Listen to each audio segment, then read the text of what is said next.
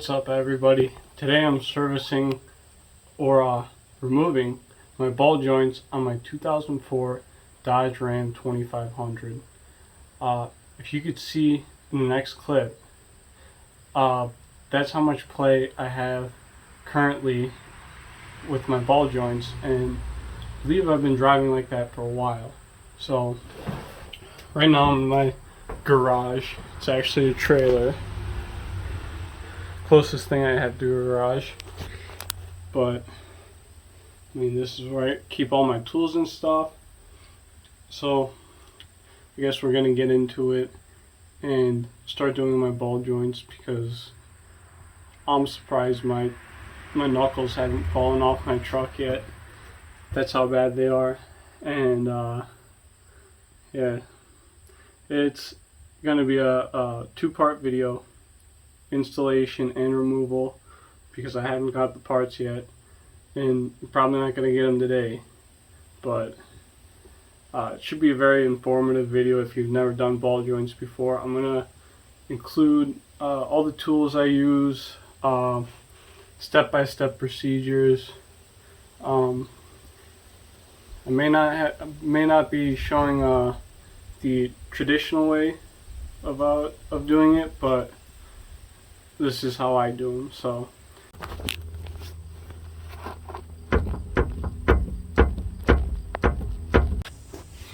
So first step is to remove your wheels and tires. I have aftermarket wheels, so got to use a different type of socket and whatnot to remove them, because they're keyed lug nuts. So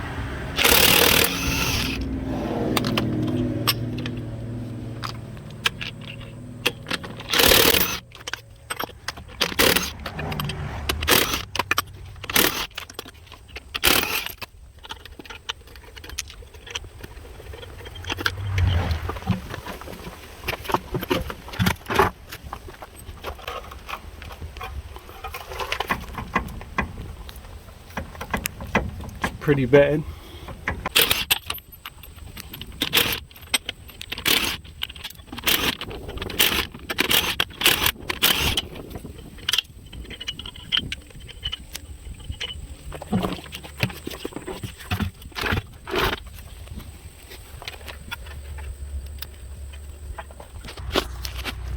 Now we got to remove the axle shaft lock nut, which and cotter key, which I do not believe I have a nut or the socket that big. So at home, at least, I might have to go out and buy one.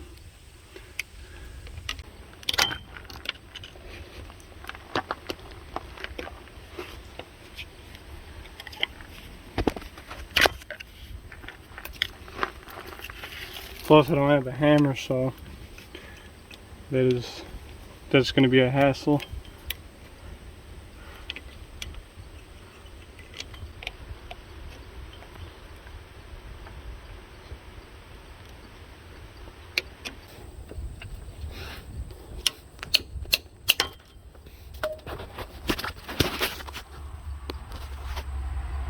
Got it out. Probably get like a little bin or something to keep everything in. Oh, perfect.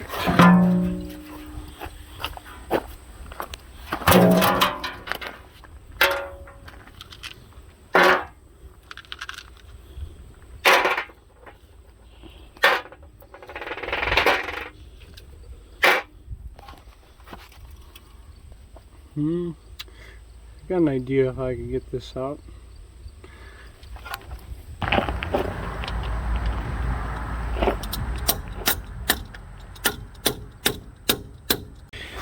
Alright, so I don't have a socket that would fit over this nut, and I can't try, like, you know, improvising, because this thing is too small. But if, you know, if this was big enough, I'd you know, try to improvise. But I guess I'm gonna have to do a parts store run later today and get the proper size socket for this. Looks like it might be 1.5 inches or something like that, 1 5/16. So I'm just gonna take this off, this tie rod off, for now. It's probably like 21, maybe another size, but I'll try 22. Fits. I'll just use 7/8. It's basically the same thing. Be fine. Oh, here we go. Jeez.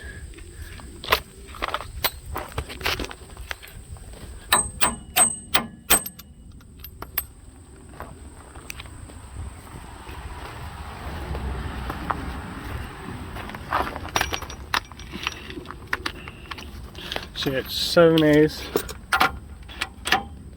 on this, or 22.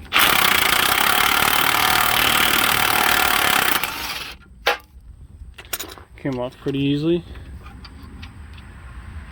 Well, there's no need to do that.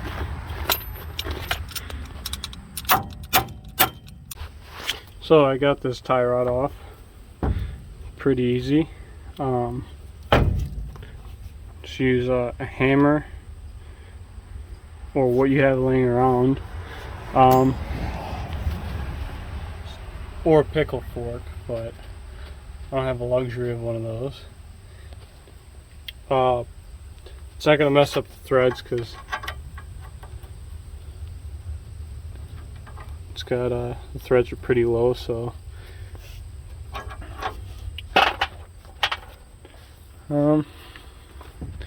now you take off this caliper bracket.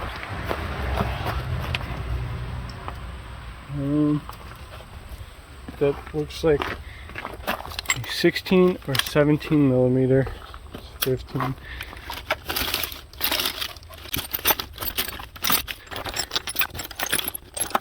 Nope. Looks like an 18.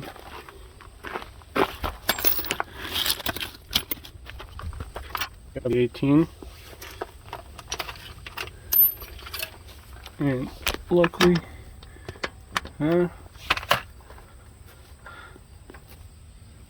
probably gonna have to get a ratchet. Harbor Freight, only the best.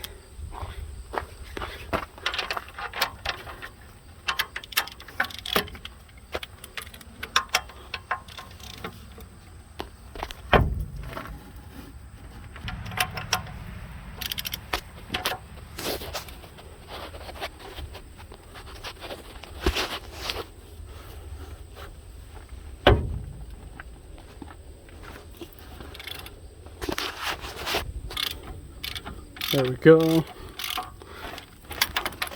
Bottom one.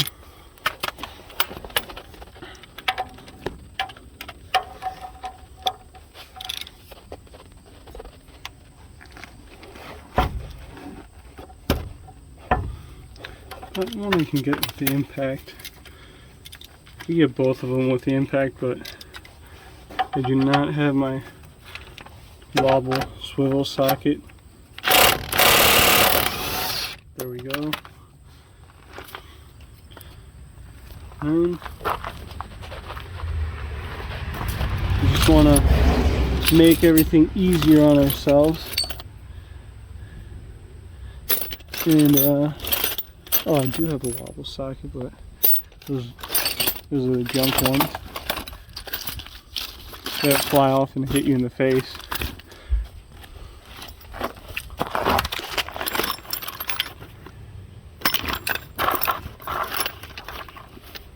Here we go, 18 deep, 3/8.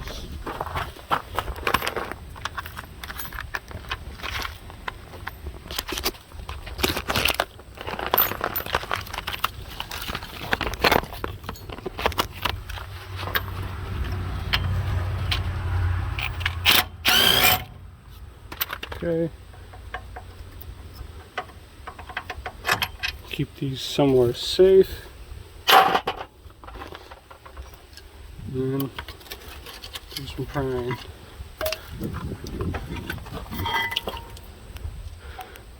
Oh, looks like I probably need new pads too. Always secure these.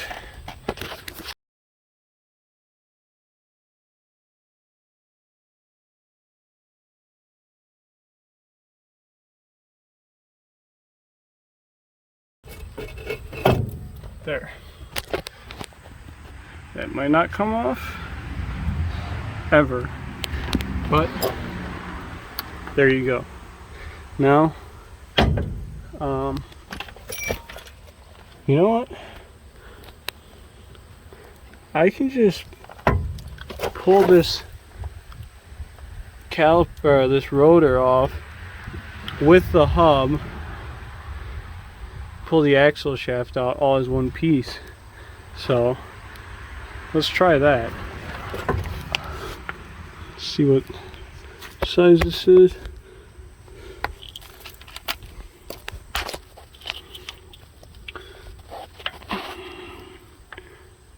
$18 as well. Gonna need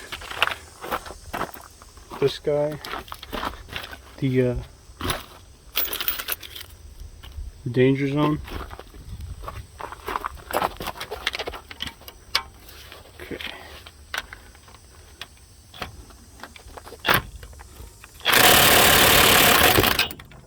Yep. That's why it's a great example of why we don't use this style. Even if you have locks, I'll put it on. See, I'm gonna do it on the lock this time. Okay. Probably should put some electrical tape on it so it doesn't fly off, but we like to live wild out here, so have not been taken off in a while.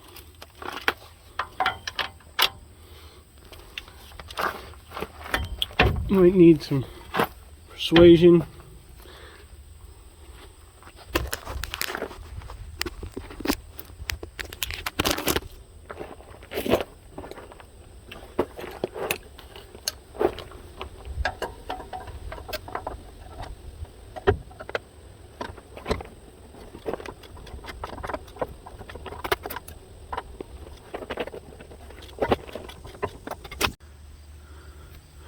So these two I had to do by hand because we're pretty stuck.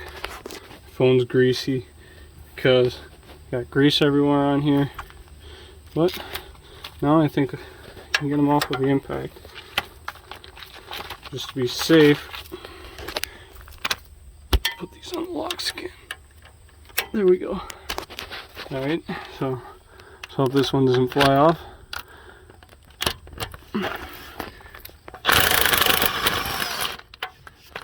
Okay, they're somewhere safe.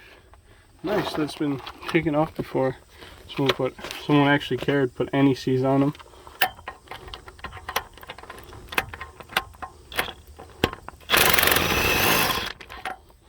There we go.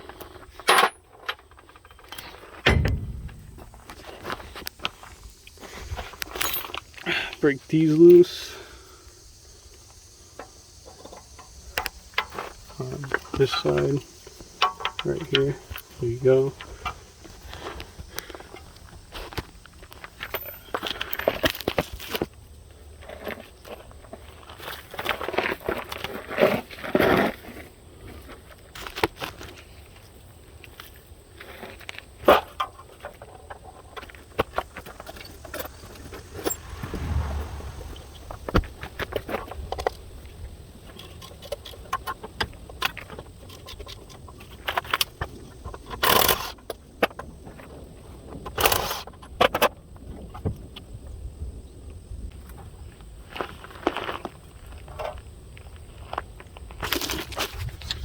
So to pull the hub off, you have to press the hub out.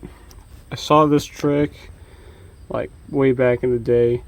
put your tie rod on. You put this extension. It's like a 6-inch extension, and your socket back in there. You got to start the truck, turn the steering wheel, make sure it's in neutral, start it up.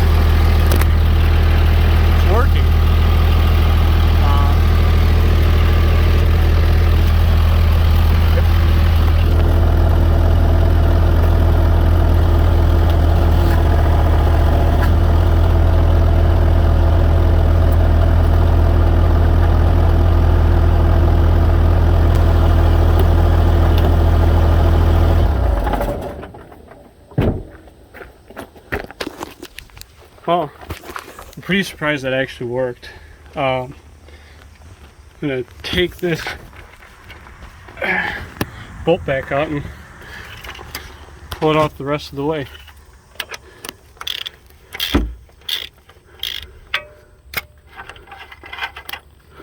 With the axle shaft. It's kind of gonna be weird, but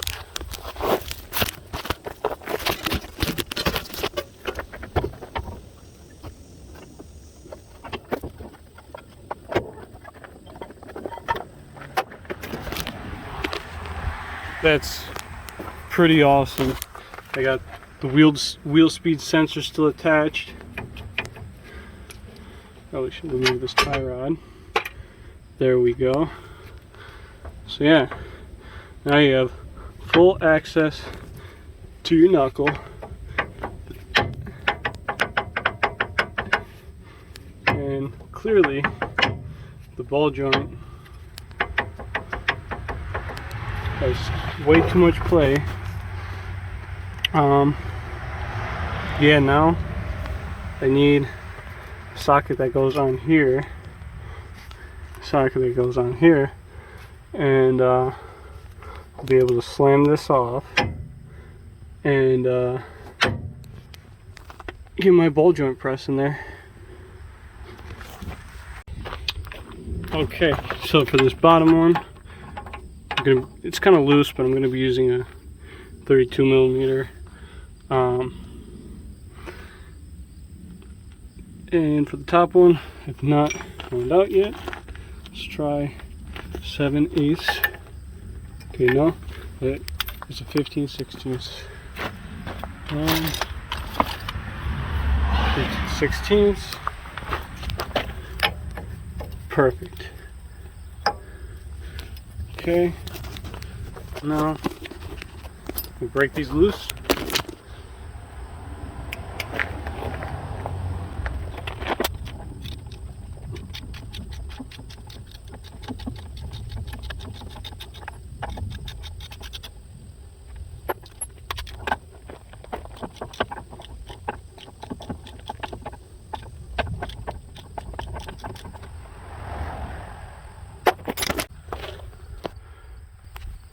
Now that those are loose, you want to hit the knuckle off. Actually, you want to put one bolt on there so when the knuckle comes off, it doesn't smash your toes. There you go.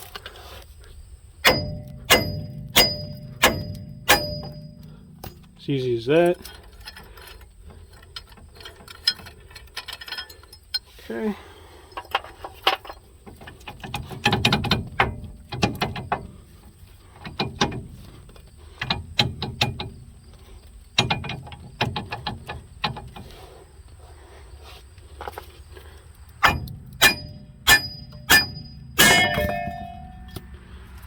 See, that's why you want to leave that nut on there, but oh well.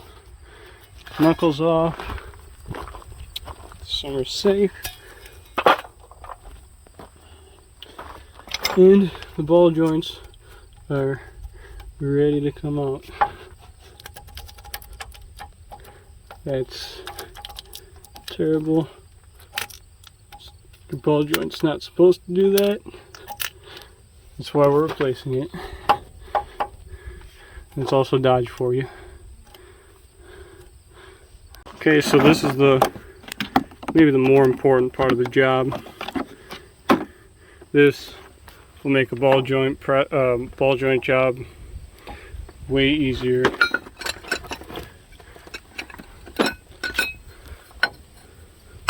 Okay.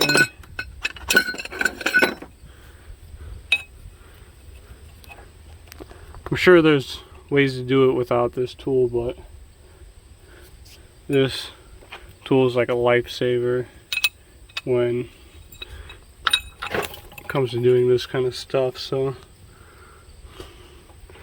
alright, let's press it out. Let me find a good place to set.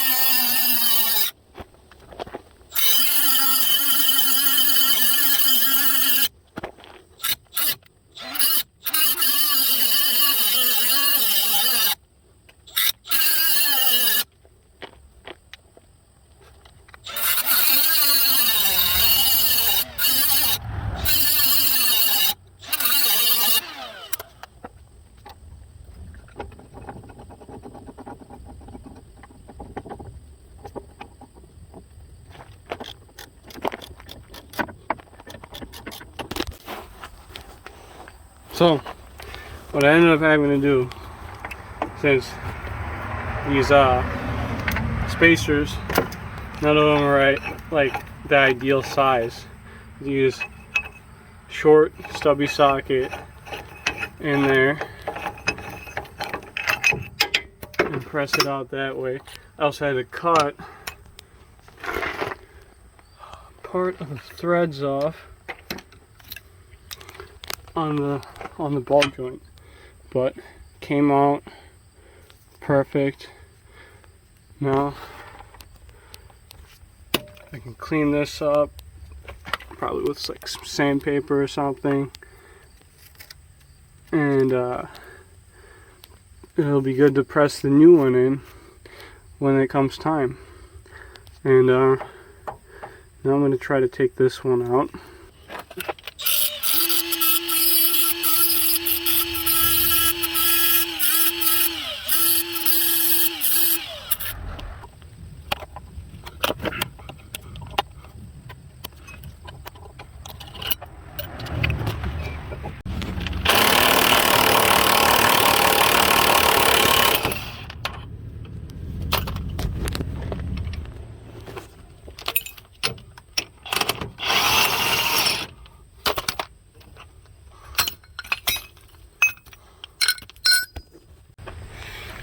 Well, that's pretty much it for this side.